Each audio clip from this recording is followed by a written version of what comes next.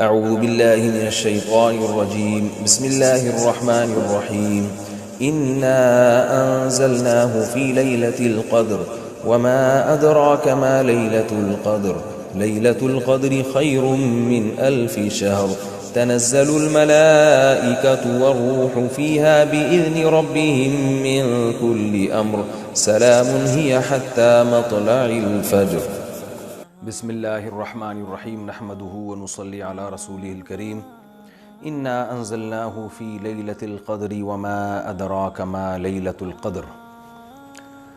اللہ تعالیٰ کی عادت ہے کہ اللہ تعالیٰ اس دنیا کے نظام کو مساوات کی بنیاد پہ اللہ نے اس نظام کو نہیں چلایا۔ سب ایک جیسے نہیں ہیں اس دنیا میں۔ اللہ تعالیٰ نے انسانوں کو تمام مخلوق پہ ترجیح عطا فرمائی ہے۔ پھر انسانوں میں بھی سب کو ایک جیسا مقام نہیں دیا۔ پیغمبروں کو اللہ تعالیٰ نے عام لوگوں پر فضیلت عطا فرمائی۔ پھر پیغمبروں کو بھی ایک جیسا مقام نہیں دیا۔ اللہ تعالیٰ نے پیغمبروں میں حضرت ابراہیم علیہ السلام، موسیٰ علیہ السلام، عیسیٰ علیہ السلام اور سید الانبیاء محمد صلی اللہ علیہ وسلم کو باقی پیغمبروں پر فضیلت عطا فرمائی۔ اور پھر ان چاروں کو بھی ایک جیسا مقام اللہ نے نہیں دیا۔ ان میں سب سے افضل مقام اللہ نے اپنے حبیب محمد صلی اللہ علیہ وسلم کو عطا فرمایا ہے۔ تو جیسے اللہ تعالیٰ کی عادت ہے کہ انسانوں میں اللہ نے فرق رکھا، مخلوق میں فرق رکھا، تو اللہ تعالیٰ نے اسی طرح اس زمین کے خطوں میں فرق رکھا ہے۔ اس زمین میں سارے خطے ایک جیسے نہیں ہیں۔ مسجد کو اللہ نے عام جگہوں پر فضیلت دی۔ پھر مسجدوں میں مسجد اقصیٰ، مسجد نبوی اور مسجد حرام کو اللہ نے باقی مسجدوں پر فضیلت دی۔ اور ان تین مسجدوں میں بھی اللہ نے سب سے زیادہ فضیلت مسجد حرام کو دی جہاں بیت اللہ ہے، اور اتنی بڑی فضیلت دی کہ مسجد حرام میں ایک نماز کا ثواب 1,00,000 نمازوں کے برابر قرار دیا گیا۔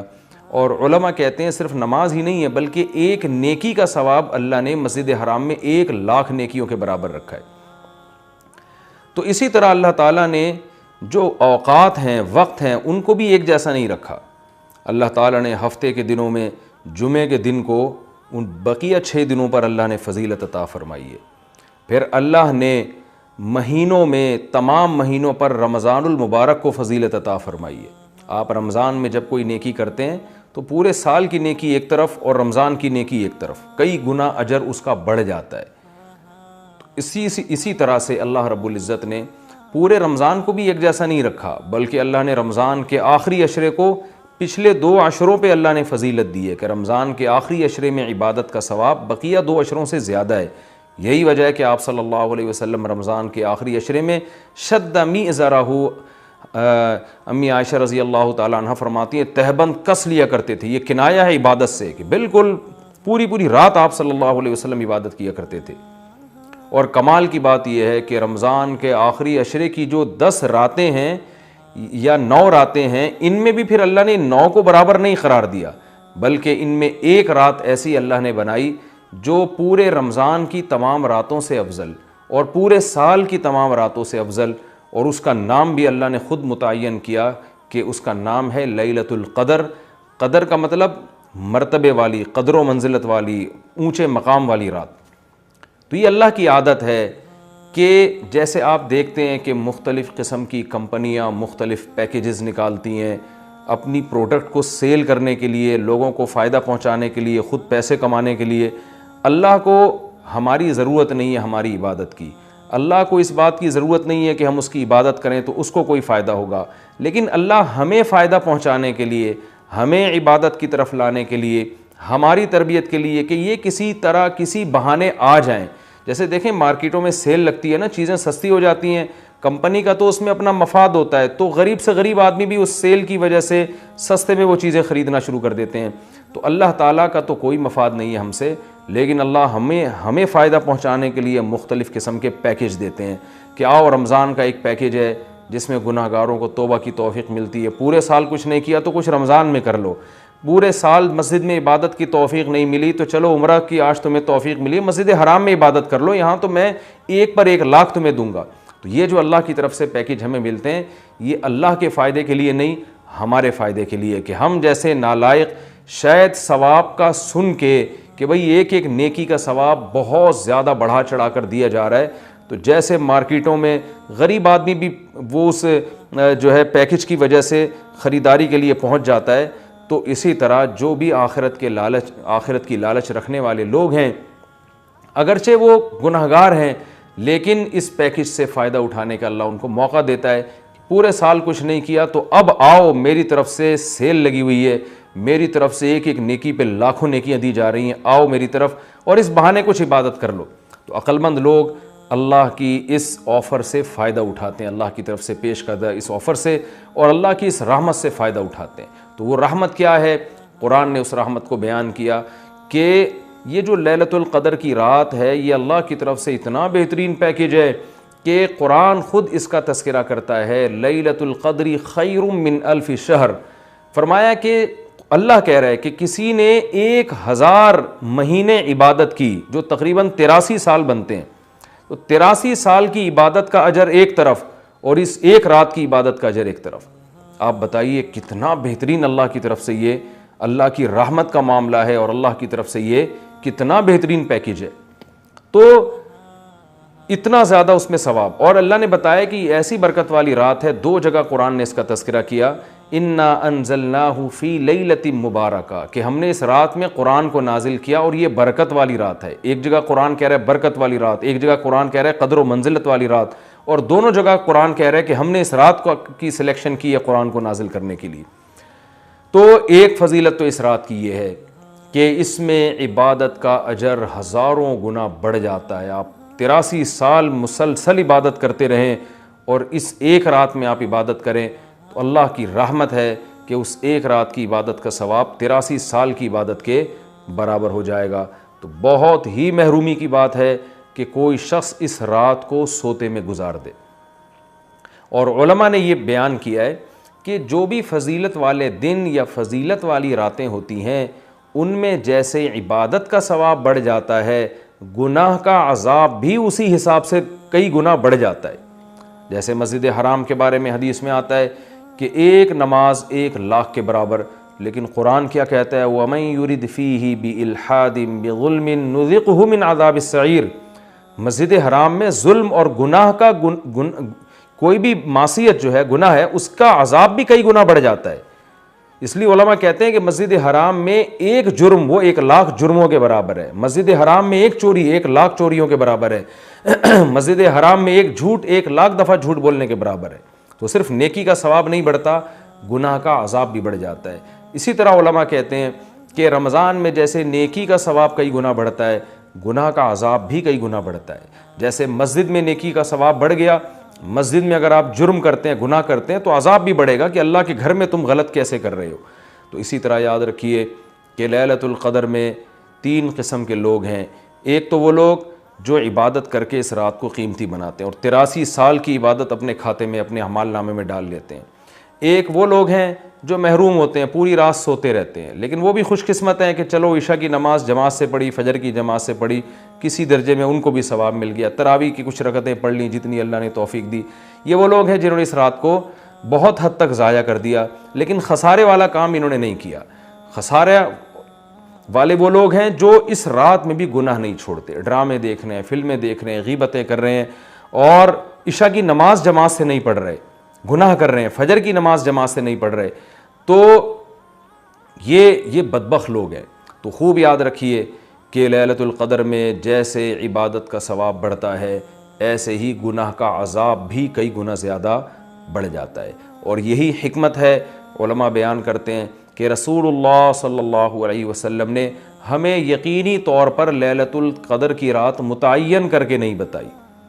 آپ نے یہ فرمایا کہ طاق راتوں میں تلاش کرو، آخری عشرے میں تلاش کرو، وہ رات اسپیسیفک متعین نہیں کی۔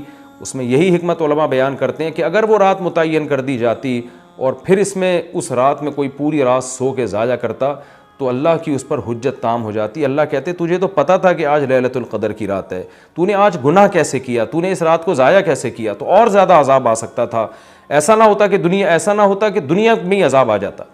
تو اس لیے اللہ نے اس کو مخفی کر دیا کہ تھوڑا سا کنفیوژن میں ڈال دیا کہ تاکہ اس میں اگر کوئی اس رات کو ضائع کرتا ہے تو اس کو یقینی طور پر افسوس نہ ہو کہ ہو سکتا ہے وہ یہ سوچے شاید آج کی رات نہ ہو بلکہ ہو سکتا ہے کل یا پرسوں کی رات لیلۃ القدر ہو جائے۔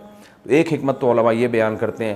دوسری حکمت یہ بیان کرتے ہیں کہ اگر لیلۃ القدر کی رات متعین کر دی جاتی اور اس رات اتفاق سے کوئی سوتا رہ جاتا, بیماری کی وجہ سے عبادت نہ کر پاتا, تو پھر وہ بقیہ راتوں میں بالکل بھی عبادت نہ کرتا. وہ کہتا لیلۃ القدر تو گزر گئی, اب میں رات جاگ کے کیا کروں گا, اصل جو اللہ کی طرف سے رحمت والا معاملہ تھا وہ تو میں نے ضائع کر دیا. تو اللہ نے اس امت پر احسان کیا کہ بتا دیا بھائی آخری عشرہ ہے اور طاق راتوں میں امکان زیادہ ہے, تاکہ کوئی 21ویں رات کو عبادت نہ کر سکے تو اس کو یہ خیال نہ ہو کہ بھائی اب لیلۃ القدر کا چانس ہی ختم ہو گیا, بھائی ہو سکتا ہے 22ویں ہو سکتا ہے 23ویں ہو. تو اس لالچ میں, اس امید میں وہ 10 کی 10 راتیں عبادت کرے گا. اور تیسری حکمت علماء نے یہ بیان کی ہے کہ لیلۃ القدر کی رات کو 100% متعین کر کے نہیں بتایا گیا تاکہ لوگ اس بہانے زیادہ عبادت کریں اور جو طلبگار ہیں انہی کو ملے. اب جو آخری 10 عشرے میں یقینی طور پر پوری عبادت کرے گا اس کے لیے تو لیلۃ القدر یقینی ہے. جو آخری عشرے میں کچھ راتیں جاگے گا کچھ راتیں نہیں جاگے گا تو اس کے بارے میں امکان ہے کہ شاید لیلۃ القدر اس سے فوت ہو گئی ہو. ہاں, طاق راتوں میں جو عبادت کرے گا, تمام طاق راتوں میں 21ویں میں 23 میں 25 میں 26ویں 27ویں رات 29ویں رات, تو اس کے بارے میں بھی امکان ہے کہ وہ لیلۃ القدر کو پا لے گا. تو اللہ تعالیٰ یہ چاہتے ہیں کہ جو پورے آخری عشرے میں تمام طاق راتوں میں خاص طور پر عبادت کریں ان کو لیلۃ القدر ملے.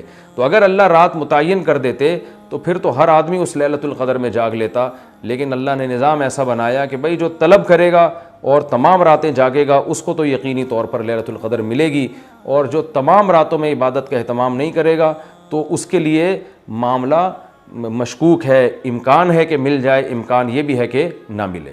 تو اس لیے بھی علماء کہتے ہیں کہ لیلۃ القدر کی یقینی طور پر تعیین نہیں کی گئی. بہرحال بہت کثرت سے اس بارے میں روایات ہیں جن میں آتا ہے کہ رمضان کے آخری عشرے میں اور رمضان کی طاق راتوں میں خاص طور پر آپ صلی اللہ علیہ وسلم نے فرمایا کہ لیلۃ القدر کو تلاش کرو. تو ہمیں لیلۃ القدر میں کرنا کیا ہے؟ اس میں کچھ بدعتیں بھی پھیلی ہوئی ہیں, جتھے بنا کے مسجدوں میں جانا اور اجتماعی عبادتیں کرنا, یہ تمام چیزیں اسلاف سے ثابت نہیں ہیں اور ان کو دین سمجھ کے کریں گے یہ بدعت ہو جائیں گی. سنت سے دور ہیں یہ سب چیزیں.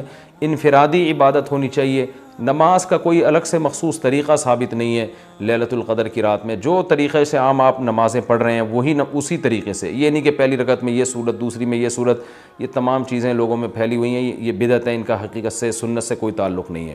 تلاوت کریں, دعائیں مانگیں اور تہجد کی نماز پڑھیں, جتنے نوافل اللہ آپ کو توفیق دیتا ہے, آپ جیسے عام معمول ہے نوافل پڑھنے کا اسی طرح پڑھیں, اور بہتر ہے گھر میں عبادت کریں. گھر میں اگر مشکل ہو رہی ہے تو مسجد میں بھی جا سکتے ہیں, لیکن نوافل گھر میں پڑھنا یہ مسجد میں پڑھنے سے زیادہ افضل ہے. مسجد میں شور شرابہ کرنا, لیلۃ القدر کے نام پہ جتھے بنا کے بیٹھنا, پھر لیلۃ القدر کی رات پہ پوری رات پروگرام چلنا مسجدوں میں, یہ سب چیزیں لوگوں کو عبادت سے غافل کرنے والی ہیں.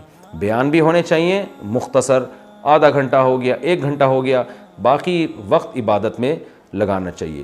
دوسری بات یہ کہ اتنی کثرت سے عبادت کرنا کہ آپ کا دماغ ہی خراب ہونا شروع ہو جائے, نیند سے حالت خراب ہو جائے, تو یہ بھی ٹھیک نہیں ہے.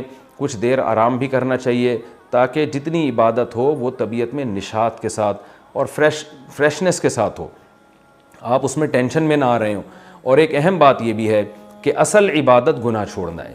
آپ صلی اللہ علیہ وسلم نے لیلۃ القدر میں ہمیں جو دعا سکھائی ہے اس دعا کا مفہوم بھی یہی ہے. صحیح حدیث میں دعا آتی ہے کہ لیلۃ القدر میں یہ دعا مانگو, اللہم انک عفو تحب العفو فاعف عنا, اے اللہ تو سراپا معافی ہے, معافی کو پسند کرتا ہے, ہمارے گناہوں کو معاف کر دے.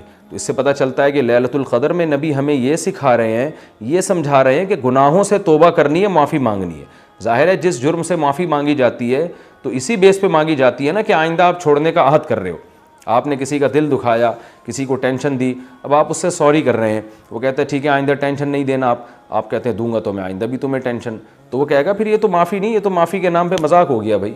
تو نبی جو ہمیں دعا سکھا رہے ہیں اس میں اصل بتا رہے ہیں کہ لیلۃ القدر کی رات میں اللہ سے دعائیں مانگ کر توبہ کرنی ہے. تو اس رات میں آپ عبادت کریں, اللہ سے دعا مانگیں, اور دعا کیا مانگیں کہ اللہ جو گناہ ہماری زندگی میں ہیں ان سے ہم توبہ کرتے ہیں اور آئندہ ہمیں ان سے بچنے کی توفیق عطا فرما. گناہ کیا ہے؟ نمازوں کا قضا کرنا, داڑھی کاٹنا, خواتین کا بے پردگی کرنا, اور سود لینا, بہنوں کی وراثت نہ دینا, اور جاندار کی جو تصویریں آج کل لوگوں نے گھروں میں ڈیکوریشن کے طور پر تصویریں لگائی ہوئی ہوتی ہیں، یہ سب ناجائز ہیں۔ آپ صلی اللہ علیہ وسلم نے فرمایا ان من اشد الناس عذابا یوم القیامۃ المصورون، کہ سب سے سخت ترین عذاب قیامت کے دن تصویر بنانے والے کو ہوگا۔ ڈیجیٹل کیمرے کی تصویر میں تو بہت اچھا خاصا علماء کا اختلاف ہے، کہ ہماری رائے یہ کہ تصویر میں داخل نہیں ہے، لیکن جو پرنٹڈ تصویر ہوتی ہے اور کسی شرعی عذر کے بغیر ہو، ایک تصویر کسی ضرورت سے ہوتی ہے، بلا وجہ شو بازیوں کے لیے اپنے باپ داداؤں کی تصویریں دیواروں پہ سجانا، یہ فیشن ہمارے یہاں بنتا چلا جا رہا ہے۔ اور جو بت بنے ہوئے ہوتے ہیں تصویر کے نام پہ، وہ بھی اسلام میں حرام ہے۔ تو ان سب چیزوں سے ہمیں لیلۃ القدر میں توبہ کرنی ہے، شراب سے، زنا سے، بد نظری سے، والدین کی نافرمانی سے، رشتہ داری توڑنے سے۔ آپ صلی اللہ علیہ وسلم نے فرمایا جو خونی رشتوں کو توڑتا ہے وہ جنت میں داخل نہیں ہوگا۔ لیلۃ القدر کی رات میں آپ اپنے خونی رشتوں کو منا لیں۔ اس رات میں آپ اگر رشتے کو جوڑیں گے، اس کا ثواب کئی گنا زیادہ ملے گا، اس کی برکتیں بہت زیادہ ہوں گی۔ تو اس رات میں صدقہ خیرات بھی کرنا چاہیے، اور ان تمام جرائم سے، نماز چھوڑنے کا گناہ، سود کا گناہ، وراثت کھانے کا گناہ، جو بھی ناپ تول میں کمی کا گناہ، آپ اگر کسی ادارے میں جاب کرتے ہیں، آپ تنخواہ پوری لے رہے ہیں مگر آپ کام میں ڈنڈی مار رہے ہیں، یہ خیانت ہے جس سے قرآن نے روکا ہے۔ یہ بھی ایک جرم ہے، اس جرم سے بھی ہم نے اس رات میں توبہ کرنی ہے۔ اگر کوئی کرایہ دار مالک مکان کے گھر کو امانت کے طور پہ استعمال نہیں کرتا، یہ بھی امانت میں خیانت ہے۔ اور اگر مالک مکان کرایہ دار کو تنگ کرتا ہے، یا کرایہ دار مالک مکان کو ٹائم پہ کرایہ نہیں دیتا، یہ بھی جرم ہے جس کو قرآن بیان کرتا ہے امانت میں خیانت۔ تو جہاں بھی دو آدمیوں کا معاملہ ہو رہا ہے اور اس میں آپ ڈنڈی مار رہے ہیں، یہ بہت بڑا جرم ہے۔ قرآن میں اہل جنت کی یہ صفات بیان نہیں کی گئی ہیں۔ تو اخلاق کو اپنے درست کرنا، آپ صلی اللہ علیہ وسلم نے فرمایا منافق کی 3 نشانیاں ہیں، بات کرتا ہے، جھوٹ بولتا ہے، امانت دی جائے تو خیانت کرتا ہے، اور جب کسی سے بحث مباحثہ کرتا ہے تو گالم گلوچ پہ آ جاتا ہے۔ آج دیکھیں دفتروں میں کیا حال ہے، بات بات پہ گالیاں، ذرا سے کوئی مسئلہ ہوتا ہے فوش فوش گالیاں نکالنا شروع کر دیتے ہیں۔ تو یہ تمام چیزیں ایسی ہیں جن سے ہمیں اس رات میں توبہ کرنی ہے۔ اللہ تعالیٰ سے دعا ہے کہ لیلۃ القدر کی رات اللہ ہم سب کے لیے خیر اور برکت والی بنائے، اور اس رات میں ہمیں عبادت کی توفیق عطا فرمائے، اور اس رات میں ہمیں گناہوں سے سچی توبہ کی توفیق عطا فرمائے۔ وما علینا الا البلاغ۔